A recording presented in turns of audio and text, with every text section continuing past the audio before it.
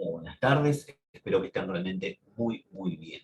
En la clase del día de hoy nos vamos a encontrar desarrollando el tema síndrome de Down, ¿sí? A efectos de la clase del día de hoy les voy a compartir un pequeño PowerPoint que nos irá acompañando a lo largo de la misma, en este caso de la clase. Bien, a lo largo de la clase del día de hoy nos vamos a encontrar trabajando sobre algunas cuestiones relacionadas con lo que es el síndrome de Down, haciendo en este caso un recorrido sobre eh, desde dónde viene, cómo se constituye, cuál es la razón o el origen de Down, ¿sí? Poder dar algunas descripciones en cuanto a las características morfológicas que se tienden a presentar en esta condición. También estaremos trabajando un poco sobre las características psicológicas, por lo general, de lo que es el síndrome de Down, pero al mismo tiempo resaltando su heterogeneidad, me parece un tema bastante importante a tener en cuenta, y como no también algunas cuestiones vinculadas con el aprendizaje y su vinculación o relación con lo que es la estimulación temprana, como para poder desarrollar, elaborar y tener en cuenta mejores estrategias de intervención, ¿sí? La primera curiosidad que tenemos para decir o para sugerir en este caso, a modo de la cruzada, es orientar o poder ubicar cuáles son las formas en las que podemos encontrar nombrado dicho cuadro, ¿sí? En este punto, síndrome de Down es la forma más conocida por cada uno de nosotros, pero también se la denomina trisomía 21, ¿sí? En este caso, la diferencia de los nombres se corresponde sobre todo en tanto que la trisomía 21 hace referencia a lo que es el origen, cómo se ha constituido, ubica dónde se encuentra la causa de dicho cuadro, en este caso lo que dispara la condición, y el síndrome de Down en realidad ubica a una de las personas que se ha encargado de estudiar dicho cuadro, ¿sí? Ahora bien, de una forma u otra, ¿cómo se constituye el síndrome de Down? ¿Cómo se forma? Bueno, tenemos que tener en cuenta justamente este criterio de trisomía 21. ¿De dónde deviene este criterio de trisomía 21? Bueno, justamente su nombre nos está indicando todo. Cuando hablamos de trisomía se está haciendo referencia de fijo tri en relación a 3 y somía a cuerpo, ¿sí? Lo que está queriendo ubicar, o lo que ubica en este caso, es que en el par 21 de cromosomas, en lugar de haber justamente un par, de haber dos cuerpos de cromosomas que se constituyen como el par 21, en realidad aparecen tres, ¿sí? En realidad aparecen tres, no tres pares, claro que no, sino tres cromosomas dando lugar a un trío, ¿sí? De esta manera, las personas con síndrome de Down tendrán 47 cromosomas en lugar de 46, que corresponden a los 23 pares. Tenemos en este caso el resto de personas que no tenemos. En este caso, el nombre de trisomía 21 lo que se encuentra ubicando entonces es justamente la causa, ¿sí? La causa eh, que da en este caso a todo este síndrome ubicada justamente en el par 21 de cromosomas y en este caso con la presencia de un extra, ¿bien? De un cromosoma extra. Ahora bien, la trisomía 21 en realidad se puede constituir o podrá ser el resultado de tres formas distintas, ¿sí? Tres formas distintas eh, de accidentes genéticos en las que se puede poner en juego en este punto esta trisomía. La primera es la más común, es la que se da en la mayoría de los casos y se la denomina como trisomía 21 libre, ¿sí? No vamos a detenernos particularmente a hacer un desarrollo muy profundo de cada uno de estos casos porque no se encuentra dentro de lo que es nuestra área de interés, ¿sí? Pero sí vamos a nombrar a cada una de estas formas, ¿sí? La primera, como bien es la trisomía 21 libre, luego tenemos traslocación, que en este caso se pone en juego solamente en el 4,5% de los casos, en tanto que la trisomía 21 se pone en juego en el 95% de los casos. Y por último, entre el 0,5 y el 1% tenemos el mosaicismo como última causa de las cuales se puede constituir esta trisomía 21. ¿Sí? En realidad la trisomía 21, sea de la forma que sea, si es en este caso por trisomía libre o si se constituye como mosaicismo, en realidad no va a variar o no se va a encontrar aquí la causa de la severidad o la constitución de dicho síndrome de Down, ya que en los términos de la psiquiatría, en realidad la forma en la que se constituye la trisomía 21 no va a definir ni la calidad ni cantidad de síndrome de Down que vaya a tener la persona en este caso, ¿sí? Por lo que nos da una explicación en relación a cómo se constituye dicho síndrome, más no nos va a orientar sobre cómo será el perfil en este caso o el nivel de afección del sujeto que tenga síndrome de Down, ¿sí?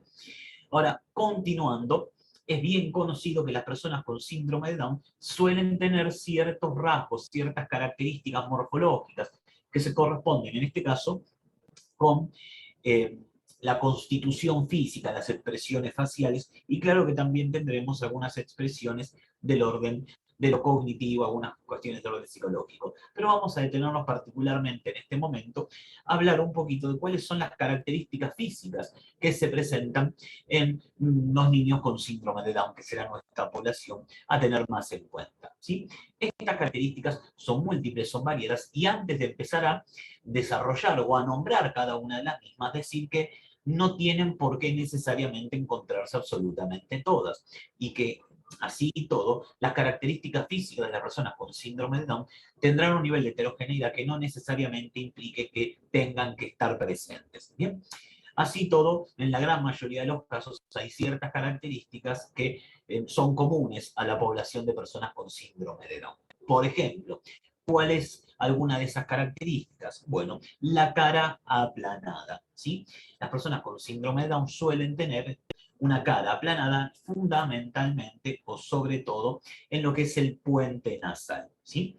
Luego también tenemos, como bien podemos observar en la diapositiva, ojos en forma de avellana, ¿sí? Son ojitos que se rasgan hacia arriba y que le dan ciertamente una forma bastante particular. Otra de las características que no aparece en este caso en el PowerPoint en que hemos armado es el cuello corto, ¿sí? Por lo general las personas con síndrome de Down presentan un cuello más corto en relación a las personas que no lo tienen, como así también las orejas más pequeñas, ¿sí? Orejas que son de tamaños más pequeñitas y que son también parte de la morfología, ¿sí? Otra de las características que tiende a presentarse con frecuencia es la cuestión de la lengua, ¿sí? En este caso, en este gráfico no aparece la lengua, ¿sí? Pero bien sabemos que en los niños con síndrome de Down, la lengua tiende a salirse hacia afuera, ¿sí? Tiende a dejarse ver, ¿bien? Luego tenemos manchas que se pueden expresar, en este caso manchas en el iris, en el ojo, ¿sí? Eh, que el iris viene a ser la parte coloreada, la parte que tiene color dentro del ojo, ¿sí? Luego también tenemos características que están vinculadas con las manos, con los pies, por lo general tienden a ser más pequeños. En relación a las manos tenemos la presencia de un solo pliegue palmar, que acá se nos presenta en el desarrollo de la diapositiva, ¿sí?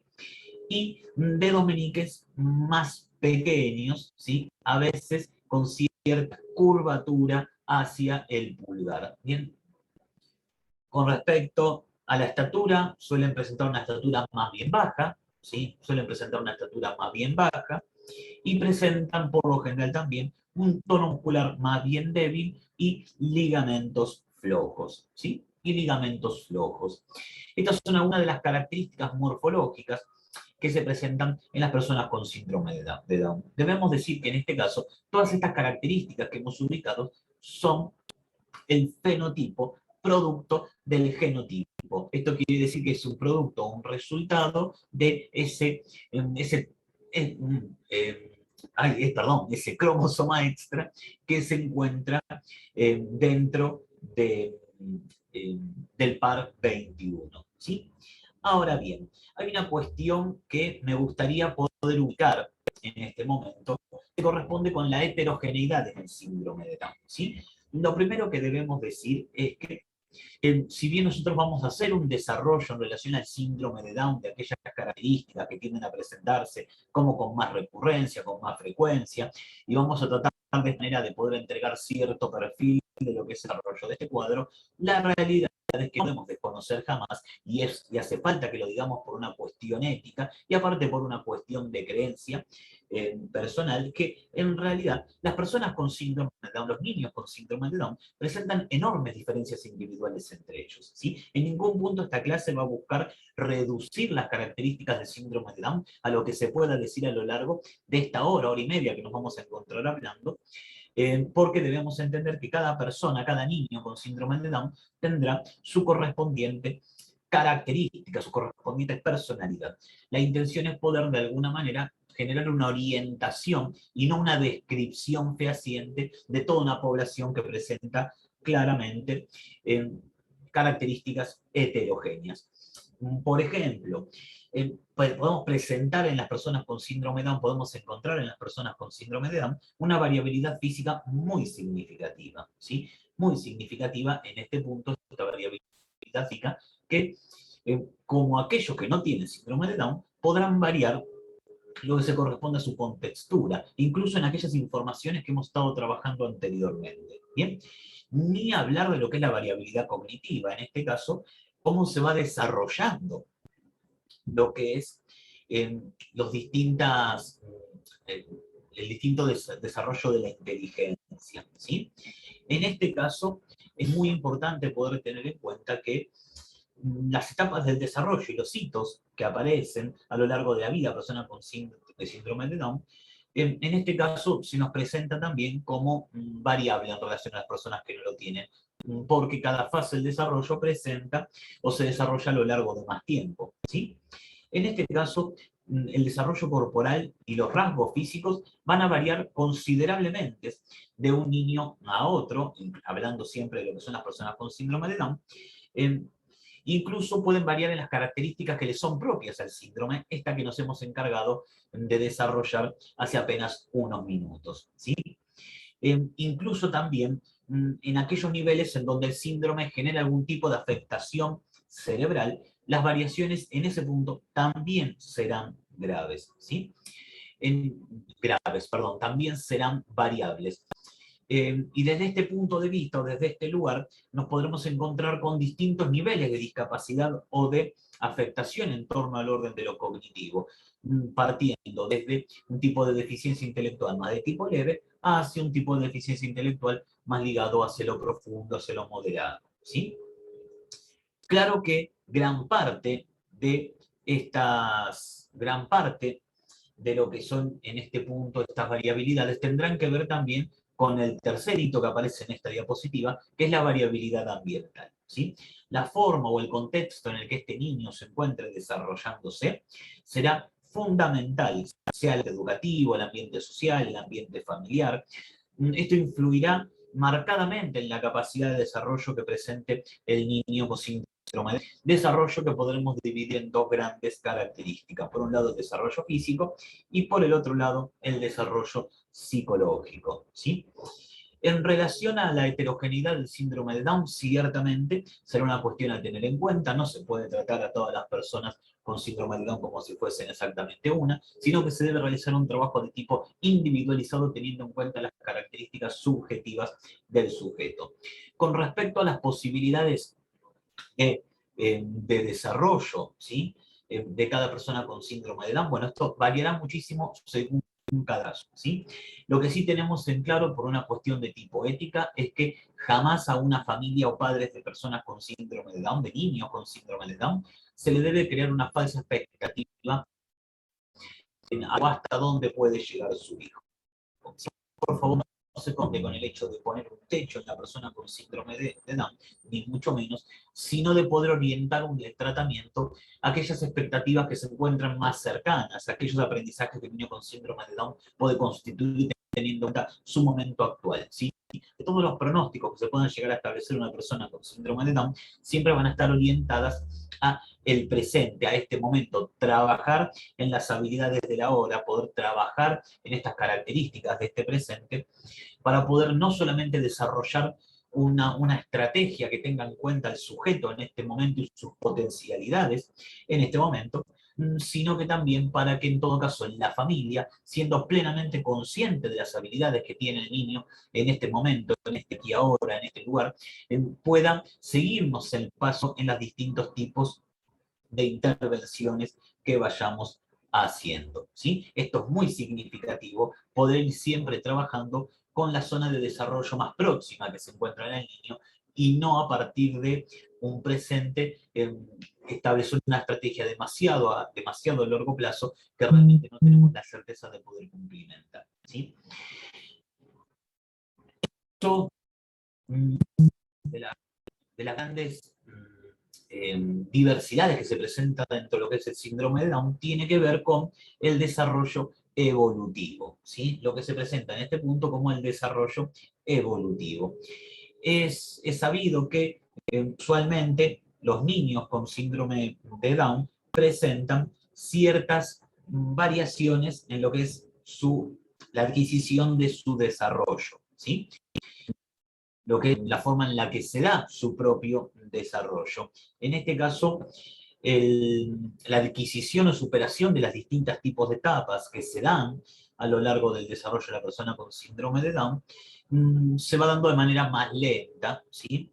Y esto implica que necesariamente, o en muchos casos, cada sujeto va a permanecer más tiempo en cada una de las etapas del desarrollo que ya hemos visto en clases anteriores, ¿sí? Claro que si bien nos encontramos con que hay una mayor permanencia en relación al tiempo en cada una de las etapas del desarrollo, la secuencia será idéntica, ¿sí? La secuencia será la misma, o por lo menos semejante. La secuencia de estos aprendizajes se va a presentar semejante, ¿bien?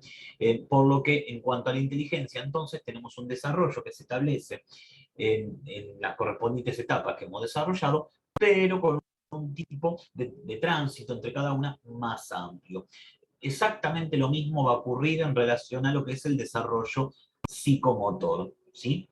Exactamente lo mismo ocurrirá en relación a lo que es el desarrollo psicomotor, que va a tender a presentarse de manera más bien enlentecida, ¿sí? Enlentecida, pero a su siguiente tiempo se avanza, ¿sí?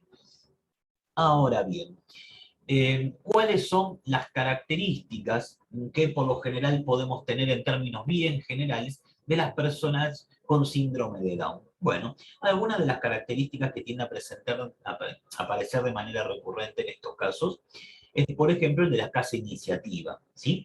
En este caso, las personas con síndrome de Down suelen tener una escasa iniciativa para comenzar cualquier tipo de actividad o de realizar tareas, ¿sí? Y por lo general tienden a utilizar de manera reducida sus posibilidades de juego, ¿sí? Y presentan una baja tendencia a la exploración, ¿bien? Es muy importante tener en cuenta estas características porque sobre todo nos va a permitir de alguna manera plantear estrategias de intervención que contemplen estas características, ¿sí? Las personas con síndrome de Down, los niños con síndrome de Down, son pocos propensos a participar de los distintos juegos, a participar de los deportes, ¿sí? Siempre estamos hablando en este caso que se dé por voluntad propia, ¿sí? Entonces, esta va a ser una cuestión a tener muy en cuenta porque nos está faltando de alguna manera en algunos de los niños con síndrome de Down que puedan llegar a presentar esta característica, aquello que se va a presentar como el orden del motor de los distintos aprendizajes, que justamente tiene que ver con la iniciativa, ¿sí? Tendrá que ver con la iniciativa. Luego tenemos como otra característica de las personas con síndrome de Down que tienen dificultades para inhibir la propia conducta. Bien, ¿y esto de qué nos habla o qué nos indica? Bueno, nos indica que de alguna manera habrá que proporcionar un control externo, ¿sí? En este caso, el control externo que muchas veces se aplica en los casos con síndrome de Down tiene que ver con la presencia de instrucciones, en este caso poder generar un abordaje bien desde el orden de lo físico, ¿bien? Y en la medida que vayamos trabajando con este control externo en las personas con síndrome de Down, poco a poco y paulatinamente el niño con síndrome de Down podrá ir generando, podrá ir sosteniendo lo que es su propio autocontrol, ¿sí? Dificultad de se presenta por lo de manera bien. Otra, son las características de la población, tiene que ver con la tendencia que tienen a persistir en las conductas, ¿sí? A lograr persistir en las conductas, que por lo general esta persistencia conductual se manifiesta como una resistencia al cambio, ¿sí? Es muy probable que ocurra ante la entrega de una actividad, y esto es muy importante en relación a lo que es el armado de la sesión, que le cueste al sujeto cambiar de actividad, ¿sí? Que le cuesta al niño cambiar de actividad, y en este cambiar, ciertamente, es empezar una nueva, por lo que en términos sencillos, ¿sí? Tenemos niños que se nos presentan de alguna manera como tercos, ¿sí? Se presentan como tercos, ¿bien? Y esto muchas veces tiene que ver con otra característica en relación a lo que es la personalidad, las personas con síndrome de Down, en donde lo vemos como menos sensible a lo novedoso, ¿sí? Menos sensible a lo novedoso, y esto por lo general lleva a que les afecta un poco más los cambios y por lo general se aferran fuertemente a sus patrones conductuales ya establecidos, ¿sí? Tenemos o solemos tener también cierta falta de constancia en la realización de distintos tipos de tareas asociados con el aprendizaje. Esta falta de constancia se expresa también como poca perseverancia, bien, por lo que toda aquella tarea que demande algún tipo de esfuerzo será una tarea que pueda generar algún tipo de resistencia en la persona con síndrome de Down, ¿sí? En las relaciones interpersonales suelen mostrarse colaboradores, afectuosos, sociales, ¿sí? Y de acá que se nos presente o tengamos este estereotipo tan conocido, tan dado y tan referido, de que son cariñosos, de que las personas con síndrome de Down se nos presentan como cariñosos. Bueno, esto también forma parte del perfil psicológico de las personas con síndrome de Down. Si bien ya lo he dicho con anterioridad, lo voy a volver a decir en este momento, que estemos ubicando estas características no quiere decir que la tengan todos los niños ni que indispensablemente tenga que encontrarse, pero sí se ha observado en la población de la persona con síndrome de Down que estas características se dan dentro del marco de lo común, ¿sí? Ahora bien, ¿sí? Ahora bien, el síndrome de Down es uno de esos cuadros en donde como síndrome viene asociado con una gran cantidad de enfermedades, ¿sí? Viene asociado con una gran cantidad de enfermedades. En este caso, en la diapositiva hemos ubicado aquellas que se presentan como de las más severas o más importantes o de las más comunes, pero vamos a nombrar algunas más, ¿sí? La primera que figura en este caso es la presencia de cardiopatías congénitas, ¿sí? Que nos encontremos con distintos tipos de defectos cardíacos que vienen dados desde el momento del nacimiento. Como pueden ver, casi la mitad de la población de las personas con síndrome de Down tiene algún tipo de cardiopatía congénita que afecta, ¿sí? Afecta la capacidad que tiene el sujeto de bombear sangre de manera efectiva, ¿sí? Este es una problemática, un trastorno asociado al síndrome de Down, que conforme la ciencia ha logrado ir avanzando con el paso del tiempo, ha podido, ¿sí? Ir resolviendo con distintos tipos de intervenciones que se ajustan a las nuevas tecnologías, claro que sí, ¿sí? Luego también tenemos trastornos sensoriales. Dentro de los trastornos sensoriales vamos a ubicar los dos más comunes, que en este caso son problemas de la visión y problemas de la audición, ¿sí? Hablando de problemas de la visión, alrededor del 60% de las personas con síndrome de Down tienen distintos tipos de alteraciones visuales, entre ellos miopía, astigmatismo, cataratas, ¿sí? Por lo que habrá que estar muy atento a este tipo de alteraciones que se presentan en estos niños para poder tomar las medidas correspondientes. Siguiendo con los trastornos sensoriales, también tenemos las pérdidas de audición, ¿sí? Lo que son las pérdidas de audición. Las pérdidas de audición, curiosamente, se tienden a un porcentaje más alto que los problemas de visión, encontrándose entre el 70 y el 75% de los niños tienen algún tipo de problema de audición en este caso. En algunos casos tiene que ver con problemas de lo que es la estructura del oído, ¿sí? Con respecto a las infecciones, bueno, los niños con síndrome de Down tienen 12 veces más, ¿sí? 12 veces más probabilidades de morir a causa de una infección. Claro que de una infección que no ha sido tenida en cuenta, que no ha sido tratada o controlada. Bien, en este caso hay una probabilidad bastante más alta de que una infección se agrave de manera considerable en los niños con síndrome de Down. Otra enfermedad, otro trastorno asociado con el síndrome de Down es el hipotiroidismo, ¿sí?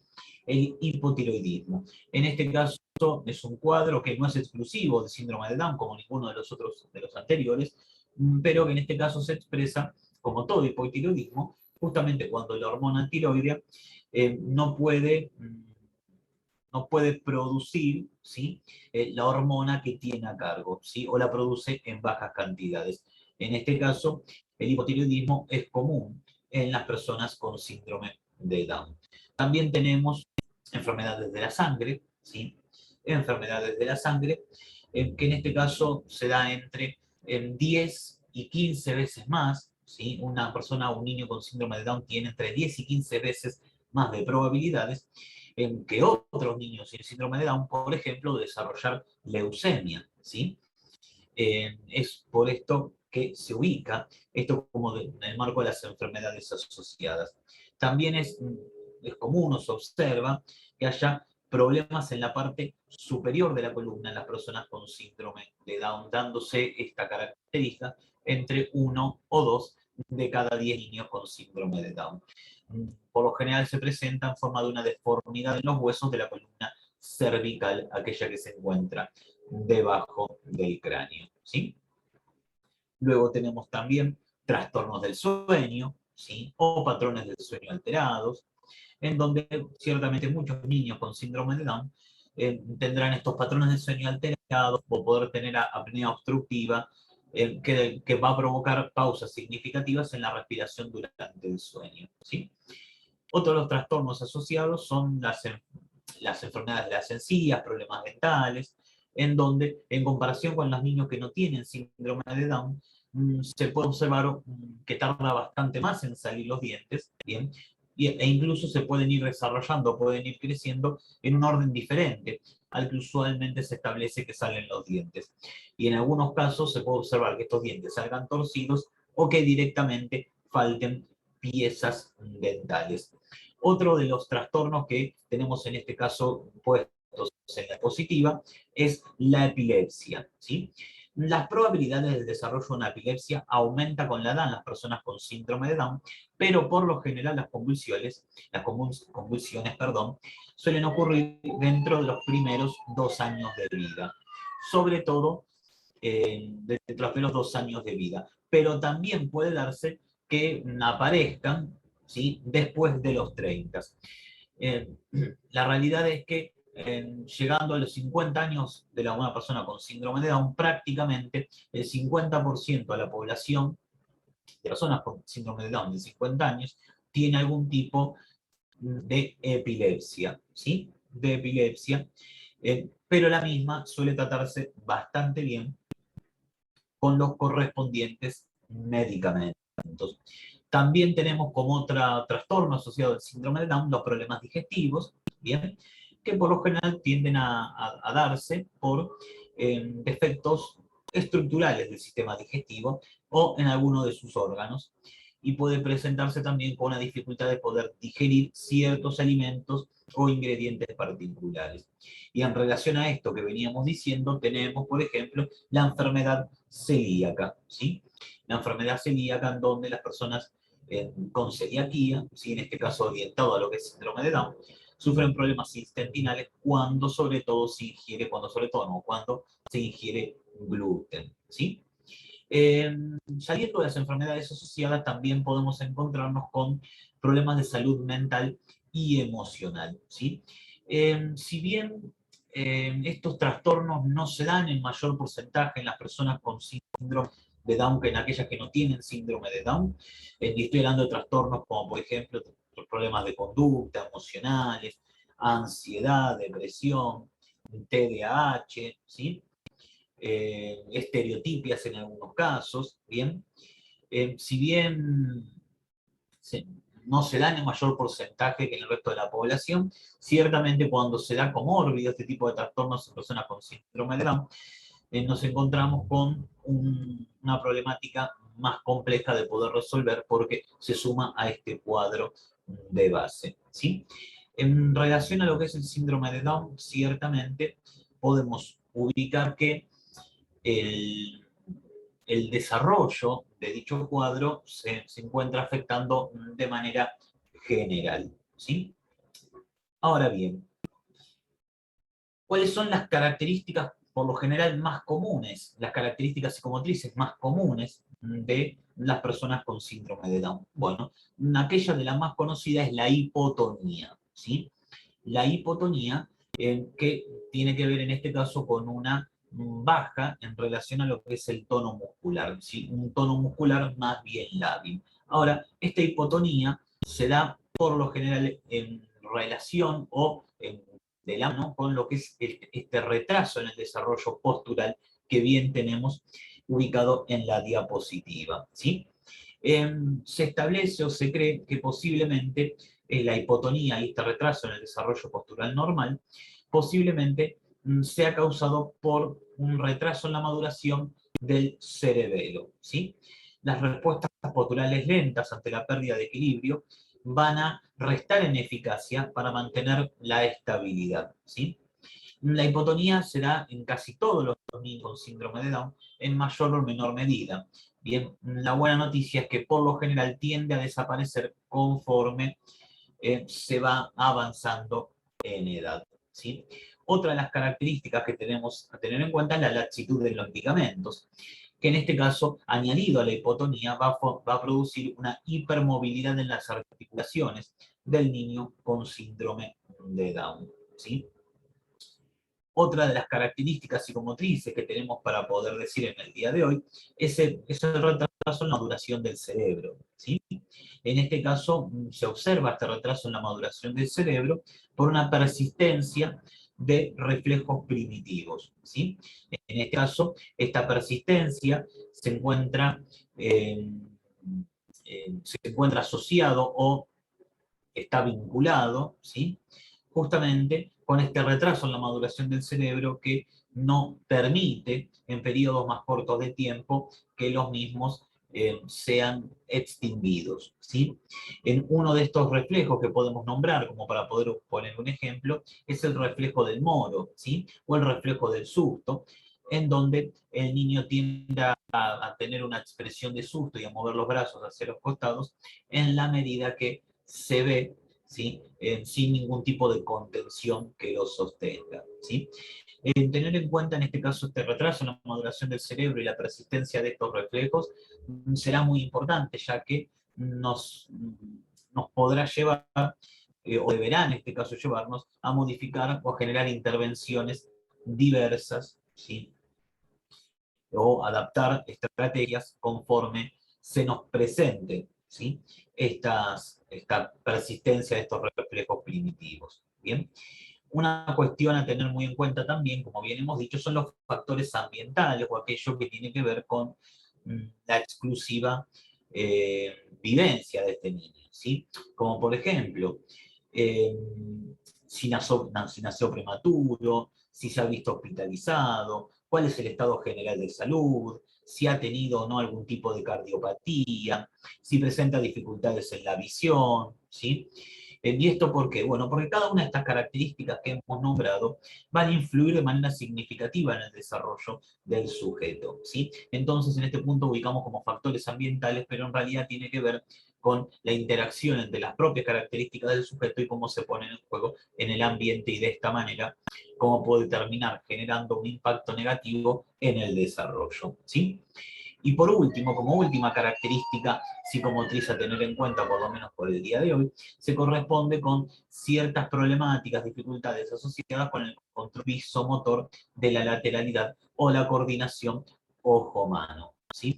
Estas dificultades que se tienden a presentar en lo que es la, eh, la coordinación visomotora. ¿Bien?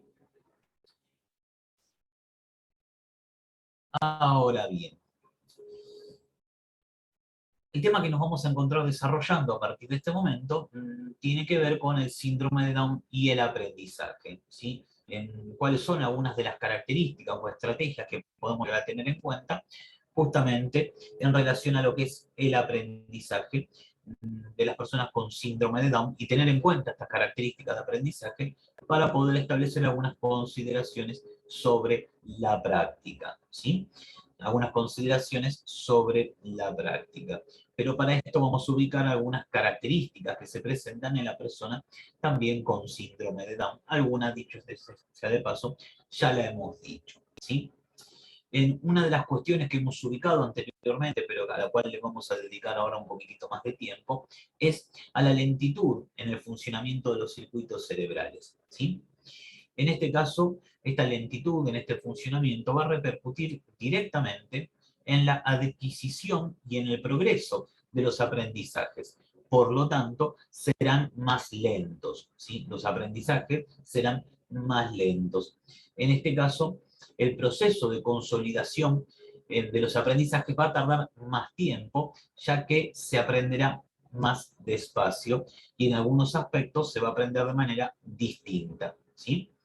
¿Esto qué nos va a indicar? Bueno, que para la adquisición, desarrollo y sostención de los aprendizajes hará falta más tiempo, ¿sí? Hará falta tomarse más tiempo para poder conseguir los distintos conocimientos, por tanto, más años para poder adquirir los objetivos, en este caso, orientados al desarrollo, ¿sí? Por otro lado, tenemos también como otra de las características en las personas con síndrome de Down que los aprendizajes, incluso cuando parecieran encontrarse constituidos, en realidad pueden desaparecer, ¿sí? Esto se debe a que hay una inestabilidad de lo aprendido y en este caso es frecuente en este tipo de síndrome que aparezcan y desaparezcan conceptos que ya se creían consolidados, ¿sí? Para poder hacer frente a todas esas características que hemos visto, es preciso un trabajo de tipo sistemático que permita reforzar y afianzar los distintos tipos de aprendizaje debido justamente a la fragilidad que se presentan en los mismos y a la lentitud que se nos presenta para su correspondiente adquisición, ¿sí? Como alcanzar los aprendizajes resulta más difícil, van a necesitar entonces un mayor número de ejemplos, una mayor cantidad de ejercicios, un mayor tiempo de práctica, ¿bien? O más repeticiones para poder sostener estos aprendizajes que se vayan dando, ¿sí? Otra cuestión que favorece mucho la consolidación de los aprendizajes es que los mismos sean aplicados dentro de lo que es el marco de lo cotidiano del sujeto, que se establezca una aplicación habitual de estas habilidades alcanzadas, ¿sí? ¿Esto qué quiere decir? Bueno, que busquemos que este niño pueda aplicar aquello que ha aprendido en distintos lugares, en distintos momentos, en el orden de su día a día, en el marco de lo cotidiano. ¿Por qué? Porque si estos aprendizajes se repiten en otro contexto, que no quedan directamente subsumidos al marco de lo que es la sesión de estimulación temprana, hay bastante más oportunidades que el niño o la persona con síndrome de Down, ¿sí? Lo que es la persona con síndrome de Down, en este caso particularmente hablando de la infancia, bien, pueda eh, repetirlo y consolidar este aprendizaje y que por lo tanto, ¿sí? Y que por lo tanto esta consolidación del aprendizaje se haga efectiva y luego más tarde no se pierda, ¿sí? Como bien hemos ubicado anteriormente, por lo general nos encontramos como característica frecuente que hay una escasa iniciativa para poder abordar los distintos tipos de aprendizaje en los niños con síndrome de Down, ¿sí? Por lo general se presentan bajos niveles de actividad y una falta de aprovechamiento de las posibilidades de actuación, ¿sí? Que en este caso, el marco de la sesión de estimulación puede llegar a proporcionar, ¿sí? Y esto va a ser también, va a estar asociado con una baja tendencia a la exploración y sabemos de la importancia de la exploración para la práctica, ¿sí? Esto va a terminar generando necesariamente una menor capacidad de reacción a las respuestas, ¿bien? Y por lo tanto, al mismo tiempo, la pérdida de lo que podría ser, o la pérdida o la dificultad de poder utilizar el motor que por lo general se dan los niños, que es el de este espíritu inquisitivo, ¿sí? Las personas con síndrome de Down por lo general no suelen pedir ayuda cuando encuentran algún tipo de dificultad en el desarrollo por ahí de alguna actividad. Y esto por lo general puede estar asociado con dos motivos. Primero, justamente por la ausencia de iniciativa que tiende a darse, y otras veces, muchas veces asociado con que por lo general están tan acostumbrados a recibir ayuda sin que ni siquiera tengan que solicitarla, que muchas veces esperan a que dicho apoyo se llegue sin tener que ni siquiera expresarlo, ¿sí? En este caso, o en algunos casos, también presentarán cierta resistencia al esfuerzo, ¿sí? Eh, y sobre todo, vamos a encontrarnos con dificultades de que los niños puedan eh, realizar alguna tarea, ¿no? Debido a la ausencia de motivación, ¿sí? Son niños que por lo general les cuesta trabajar solos, les cuesta realizar tareas sin la atención de un adulto, en, orientados a lo que es un trabajo más de tipo de uno a uno, ¿sí? En este caso, uno de los objetivos que tendremos siempre para trabajar es el desarrollo del trabajo autónomo, ¿sí? Lo que es el desarrollo del trabajo autónomo. Eh, el nivel de perseverancia, como hemos dicho, es un nivel bajo, ¿sí? Es un nivel bajo. Y la aparición de las conductas sociales que se presentan como positivas en los niños con síndrome de Down, ¿sí? Estas características sociales que tiene el niño con síndrome de Down muchas veces las va a poner en juego para tratar de desligarse de la actividad que se puedan llegar a proponer en el marco de una sesión, ¿sí? Lo que estamos queriendo decir es que por lo general pueden usar esa habilidad social, esa herramienta que se construye con el intento de abandonar la tarea que se puede llegar a proponer, ¿sí? En este caso, las personas con síndrome de Down tienden a evitar las oportunidades para aprender nuevas habilidades, ¿bien? Y por otro lado, tienen cierta dificultad en poder desarrollar lo que es el pensamiento instrumental, ¿sí? En este caso, orientado a poder obtener un fin determinado. En este caso, esto influirá directamente en su capacidad eh, para poder llevar adelante lo que es su capacidad de resolución de problemas, ¿sí? Como forma de tratar de trabajar estas cuestiones que hemos estado diciendo, hará falta tener una forma de enseñanza, ¿sí? O de intervención en donde se ponga en juego una enseñanza de tipo explícita, ¿sí? En donde distintos tipos de actividades que se puedan llegar a presentar de manera sencilla sea explícitamente enseñada, explicada, demostrada, ¿sí? ¿Esto qué quiere decir? Y bueno, en muchos casos deberemos poner en juego lo que es nuestro propio cuerpo, para que el niño pueda hacerse una representación visual de aquello que estamos pidiendo, aquello que estamos solicitando, el juego que estamos entregando.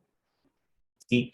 Y una muy buena forma de intervención se corresponde en descomponer el proceso de enseñanza, ¿sí? Descomponer la actividad que estamos queriendo realizar, si se trata como muy compleja, en múltiples partes, para luego, llegando al final de lo que puede ser el marco de la sesión, hacer una integración de todos dichos pasos, de todos dichos momentos, para poder constituir el juego general o la propuesta general que habíamos realizado, ¿sí? Jamás deben desestimarse para el trabajo con síndrome de Down lo que son la utilización de signos, de gestos, imágenes, pictogramas, tan ubicado y tan conocido por su funcionamiento en los cuadros de trastorno del espectro autista, ¿sí? Ya que por lo general las personas con síndrome de Down tienden a tener una mejor respuesta en lo que es la percepción visual, ¿sí? Eh, Otra cuestión que se podría aprovechar es la capacidad de observación e imitación que tiene el niño con síndrome de Down para poder favorecer sus aprendizajes. ¿Bien? Eh, Bien, había ubicado también hace un ratito que hay cierta persistencia en la conducta, ¿sí? Ahora, esta persistencia que se nos puede presentar algo del orden de lo negativo en algunas oportunidades, también permite al niño con síndrome de Down trabajar de manera continuada en un mismo tipo de tarea hasta que consiga aquello que sea bueno, ¿sí? Por lo que esto que en principio podíamos observarlos con un tinte de alguna manera negativo, en este punto también se nos puede presentar como una herramienta al servicio del trabajo, ¿sí?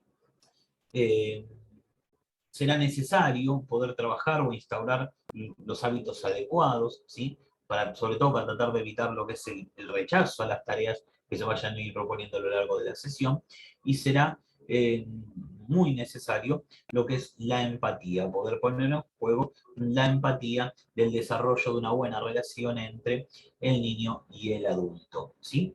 Ahora, una vez que los aprendizajes se han establecido de manera sólida, por lo general suelen retenerlo bien, pero siempre será necesario reforzar y consolidar estos aprendizajes, ¿sí? Siempre será bastante necesario consolidar entonces en dichos aprendizajes. Ahora, todas estas características que hemos estado viendo tienen muchísimo que ver, en este caso, cómo se constituye, en este caso, en lo que es el encéfalo, lo que se corresponde al cerebro del niño con síndrome de Down. A diferencia de la parálisis cerebral, cuadro que ya hemos visto, que ubicábamos que la lesión cerebral se ubica en torno a lo que es un área particular del cerebro, ¿sí? Bueno, en este caso la lesión cerebral se nos presenta como difusa. ¿Qué quiere decir que es difusa? Bueno, que no solamente se va a encontrar afectando una parte particular del encéfalo, del cerebro, sino que en realidad se va a expresar, se va a ver a lo largo de todo el cerebro, y esto va a generar que impacte en muchas funciones que podría llevar adelante el niño, ¿sí? En este caso, la trisomía 21, como es bien sabido, va a persistir a lo largo de la vida, y conforme más años pasen va a terminar por producir elementos neurotóxicos, ¿sí? ¿Qué es lo que se va a buscar aprovechar en estos casos? Bueno, como en todas las sesiones de estimulación temprana, lo que se busca aprovechar es la neuroplasticidad, ¿sí? La neuroplasticidad. En este caso lo que se va a buscar es activar y promover las estructuras que han nacido con el sujeto y que se puedan desarrollar de manera eficiente, ¿sí? En este caso lo que se va a tratar de hacer siempre es ejercer una fuerza contra algo que se resiste, que tiene que ver en este caso con justamente este encéfalo, que por su constitución genética, ¿sí?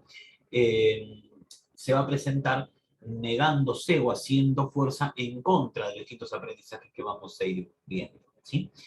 Eh, por estas características que siempre es muy importante en todos los casos, pero en este también como en los otros, poder realizar intervenciones que tengan que ver con el orden de lo que es un trabajo grupal, con lo que es un trabajo que se presente de manera sistemática, y teniendo en cuenta la conformación de equipos interdisciplinarios, ¿sí? Esto debido a que justamente esta lesión cerebral que se va a presentar afectando al sujeto de manera difusa, se nos va a presentar como algo disperso, ¿sí? Que obliga a los profesionales a tener que intervenir en dicho caso desde múltiples vías, desde múltiples frentes, ¿sí? Desde múltiples frentes. Es por esto que cuando buscamos intervenir en las personas con síndrome de Down, lo hacemos interviniendo desde múltiples áreas, ¿sí? Sea el área motriz, cognitiva, emocional, lenguaje, ¿bien? Justamente por las características, en este caso, que se presentan en dicho síndrome, ¿sí? En relación a las características motrices, lo que vamos a buscar es justamente lograr que el niño desarrolle el control y la coordinación necesaria sobre sus músculos, ¿sí? Sobre sus músculos.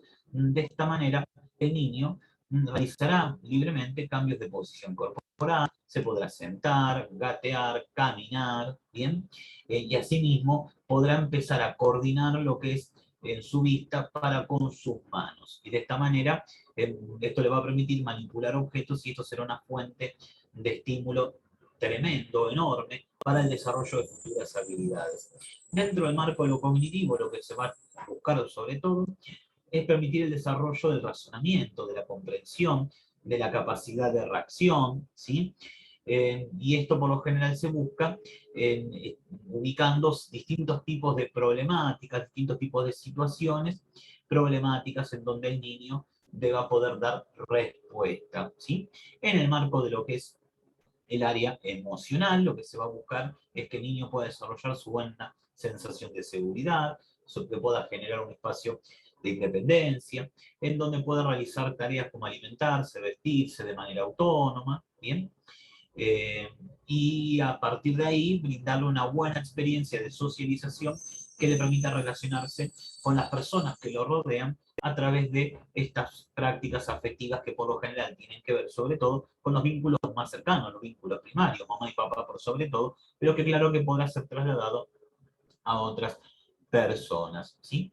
Y con respecto al lenguaje, lo que se va a tratar de construir en el niño, por sobre todo, es las habilidades necesarias para que el niño pueda comunicarse a través de las palabras, ¿sí? A través de las palabras. ¿Bien? Bueno, ya vamos llegando prácticamente al final de lo que es la clase del día de hoy. Vamos a nombrar algunas intervenciones, ¿sí? Algunas, porque realmente son un montón, pero vamos a tratar de ubicar algunas intervenciones que se podrían poner en juego en relación a lo que son las personas con síndrome de Down, ¿sí? Es muy importante decir que en realidad estas intervenciones no es que sean exclusivas de las personas con síndrome de Down, ni mucho menos, sino que en estas intervenciones podrán adaptarse, podrán tenerse en cuenta, podrán utilizarse en múltiples casos, ¿sí? En múltiples casos. Uno de esos casos podrían ser las personas con síndrome de Down, ¿sí? En una intervención que nunca falle y que esto se tiene sobre todo en juego eh, para los primeros meses de vida, ¿sí? Tiene que ver con el hecho de cantarle, de hablarle, de apunarlo, de arrullarlo, ¿sí? Que el niño atraviese por estas experiencias que se dan en el marco de las infancias, ¿sí? ¿Y por qué estoy diciendo algo tan sencillo, tan básico, tan simple como el hecho de que al niño se lo cante, o se lo tenga upa, o se lo arrulle? Bueno, porque en el desarrollo de muchos momentos de duelo posparto, en relación al nacimiento de una persona con discapacidad, es muy normal que se presenten ciertas instancias de duelo que no permiten esto, por lo que habrá que favorecer que se pueda constituir este tipo de vínculo en donde tanto la madre como el padre podrán tener en cuenta a su niño como un sujeto de deseo y por parte también como un sujeto de su propio deseo, ¿sí? Una forma de intervención en este caso ya más clásica es poner al niño cúbito ventral, en este caso tenemos la imagen número 2, en donde tenemos al bebé cuerpo a tierra y levantando la cabeza mirando ese caracol de juguete, ¿no? Bueno, en este caso lo que se va a buscar es poniendo al niño en esa posición, cúbito ventral quiere decir boca abajo, ¿sí? Entregándole distintos tipos de elementos que sean de su interés para tratar que el niño mueva la cabeza de un lado a otro, ¿sí? Que mueva la cabeza de un lado a otro en un intento de sumar movimiento y tratar de a poco y paulatinamente ir trabajando con los rasgos hipotónicos, ¿sí?